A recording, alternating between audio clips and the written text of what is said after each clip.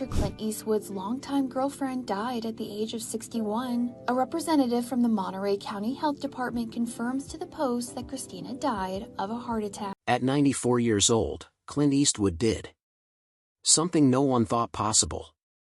He directed his 42nd film. Critics called it his best work in a decade. But behind the scenes, music, he was dealing with a loss that changed everything. His Snort's longtime partner had just passed away without warning. His son later, music, said he was doing good. But the words felt careful. Snort's, then came a strange interview that Eastwood himself called completely phony. Something deeper was happening. And when the truth finally came out, it explained why this might be the last time we ever hear from him. Clint Snort's Eastwood entered the world on May 31, 1930 in San Francisco. And the first thing people noticed was his size. He weighed 11 pounds 6'0". So the nurses called him Samson before anyone even filled out the paperwork. His parents, Clinton Sr. and Ruth, took him home to Oakland's Lake Merritt neighborhood, trying to build a stable life even while the Great Depression kept reshaping their plans. His father worked as a bond salesman at first and later found a long-term path at Georgia Pacific, while his mother stayed home until the children grew older and then joined IBM as a clerk. Clint grew up with one sibling, his younger sister Jean, and the family moved from town to town during the 1930s, chasing opportunities as the economy struggled. These early shifts felt like survival at the time. Yet years later, that story would be twisted in a way no one expected. Snort's, for decades, Clint mentioned poverty and spoke like someone raised on hardship. He leaned into the narrative of a rough childhood shaped by the Depression. Then Sandra Lockcatch, music, who lived with him from 1975 to 1989, broke that image wide open. She revealed how the family eventually settled in Piedmont in 1940, one of the wealthiest suburbs in Northern California. They had a private swimming pool, a country club membership, and enough money for every family member to drive their own car. It created a shock because very few families in 1940s America had even one car, let alone several. Lacka said very plainly that they were never poor. That truth complicated the story Clint liked to tell about himself. Yet the contrast between early uncertainty and teenage privilege, music, quietly shaped the way he moved through the world. Even with the comfort around him, Clint rebelled against school every step of the way. He cared about cars, girls, and beer and almost nothing else. He was held back one full grade in middle school. When he entered Piedmont High in January 1945, the restlessness only grew stronger. Within a year, he was expelled for a mix of reckless stunts, including scrawling an obscene message on the scoreboard, burning someone in effigy, and riding his bicycle across a soaked sports field until he ruined the grass. By that time, he was already 6 feet, 4 and tall, all lanky limbs, leather jackets, and a ducktail hairstyle. He transferred to music, Oakland Technical High School and finally graduated on February 2, 1949. Through all of it, the only subjects that truly caught his attention were music and mechanical work. The year 1949 became even more defining when his parents and sister packed up and moved to Seattle. Clint stayed behind in California at 18, choosing independence over comfort. While the rest of the family settled into a new life in the Pacific Northwest, he found jobs wherever he could. He worked as a firefighter, a golf caddy, and a lifeguard, drifting through Oakland, music, and nearby towns with no clear path, but plenty of determination. That choice to remain in California placed him exactly where he needed to be for what was coming. Only 2 years later, in 1951, he was drafted into the Army and sent to Fort Ord as a swimming instructor. A Universal Studios employee spotted him on the base, and that moment, almost accidental, became, snorts, the first spark of a Hollywood future. Even though the Eastwood family had money by the time they reached Piedmont, the memories of all the earlier relocations stayed with Clint. He absorbed his father's disciplined approach to work. He learned from Ruth's shift from homemaker to corporate clerk. He understood how easily stability could disappear and how hard someone had to work to keep it steady. These subtle lessons shaped his belief in efficiency long before he stepped onto a film set. Later, when he became known for shooting films quickly, quietly, and under budget, he credited that mindset to the values formed during the Depression years. Even if he himself never lived the poverty he described in public, everything changed again on September 30th, 1951, when Clint, now 21, boarded a Navy aircraft after visiting his girlfriend in Seattle. He had worn his uniform to get a free military passenger ride, music, something many soldiers did at the time. The Douglas AD-1Q Skyraider left Sand Point Naval Air Station and headed for California. What began as a routine lift turned into a fight for survival. Clint was serving stateside during the Korean War, working as a swimming instructor at Fort Ord. He had never seen combat. Yet on that evening, his near-death experience came. Music, from the sky rather than the battlefield. At 18:25 hours, everything inside the aircraft began to fail. The radio system died, cutting off all communication. Moments later, the oxygen system failed, too, leaving the pilot and passenger gasping as the altitude pressed down on them. The navigation system went dark. So the pilot had no working instruments to guide him while thick fog rolled across the coast. Even the intercom between the cockpit and Clint's seat went silent. The companion aircraft disappeared into the haze, and the fuel drained faster than expected.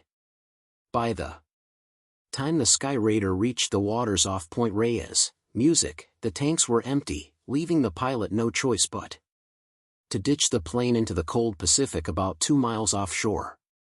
The landing was rough but upright, giving Clint and Lieutenant Francis Anderson just enough time to escape into the freezing water. They inflated 2 rafts and paddled away from the sinking aircraft, which dropped roughly 150 feet into the ocean and vanished.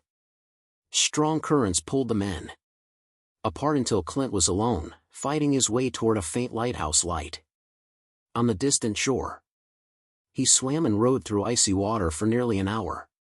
His arms burning, his body shaking. Yet the only option was forward. When he reached land, he wandered inland until he found the RCA radio station at Point Reyes. The station operator later said. Clint looked dazed and barely able to speak. Years later, when Captain Chesley Sullenberger hesitated to allow a movie about his 2009 Hudson River landing, everything changed the moment he learned that Clint Eastwood had survived a similar crash in 1951. That shared understanding broke down Sullenberger's resistance. Their connection helped Clint bring in authenticity, music, to the 2016 film Sully that only someone who had once felt cold water closing in around their body could understand. The crash also altered Clint's path in ways no one predicted. Before the incident, he was scheduled for overseas deployment to Korea. The investigation and medical evaluations that followed caused delays, and by the time the paperwork cleared, his deployment had been canceled. Many young soldiers sent that year never returned home. Instead, Clint remained at Fort Ord as a lifeguard for the rest of his service, the same skill that kept him alive in the Pacific. That experience sharpened his sense of risk and mortality, something that later showed in his films, both as actor and director. After leaving the Army, he jumped into Hollywood with no map and very little money. He dug swimming pools. He drove garbage trucks. He tried LA City College, but left to focus on acting. His snorts roles were tiny and uncredited, appearing for only minutes in films like Revenge of the Creature in 1955. Then on October 23, 1955, Universal Studios dropped him entirely. Executives, snorts, said he looked odd with his pronounced Adam's apple, slow speech, and chipped tooth. For the snorts next 3 years, he floated through the industry wondering if the door to acting would ever reopen. Everything shifted in 1958 when Charles Marcus Warren cast him as Rowdy Yates in Rawhide. The show premiered on January 9, 1959 and became Clint's first steady job. At the start, he earned about $700 to $750 per episode. Not much by today's standards, but enough to lift him out of constant financial stress. Millions of viewers welcomed him into their living rooms every Friday night. As the seasons passed, his salary rose to around $100,000 a year. But he still felt boxed in. Rowdy Yates was energetic, loyal, and straightforward. Yet, snorts, Clint knew there was more inside him waiting for a role that would let him explore it. By 1965, snorts and music Rawhide began to unravel. That summer, CBS fired Eric Fleming and several cast music members to cut costs. Fleming, snorts, said publicly that he was earning $220,000. That year, though some believed he exaggerated. Clint became the new trail boss, but CBS didn't raise his pay at all. He was frustrated and felt the show had lost its rhythm. Then the network made a risky scheduling move, shifting Rawhide to Tuesday nights where it faced stiff competition. After only 13 episodes with Clint as the lead, CBS can-led the series. In December 1965, Fleming died the following year on September 28, 1966 while filming in Peru, leaving a tragic shadow over the show's history. What makes this period even more remarkable is that Clint almost missed the opportunity that would change his life. During a break, music between seasons 6 and 7, Italian director Sergio Leone wanted him for a small Western filming in Spain. Clint wasn't especially excited. He was focused on golf and didn't see much potential in the offer. The pay was only $15,000. The director didn't speak English. The film looked like an experiment more than a career move. He took the job mainly out of curiosity. He had no idea how close this moment came to slipping away. Leone had music first asked Eric Fleming, who refused because he earned far more on Rawhide. Charles Bronson read the script and dismissed it as the worst he had ever seen. Richard Harrison also declined, but he remembered Clint from a low-budget Western and recommended him. That single suggestion changed Hollywood history. A Fistful of Dollars was filmed on a tight $200,000 budget near Madrid. Crew members went unpaid at times and even removed the set's windows in protest.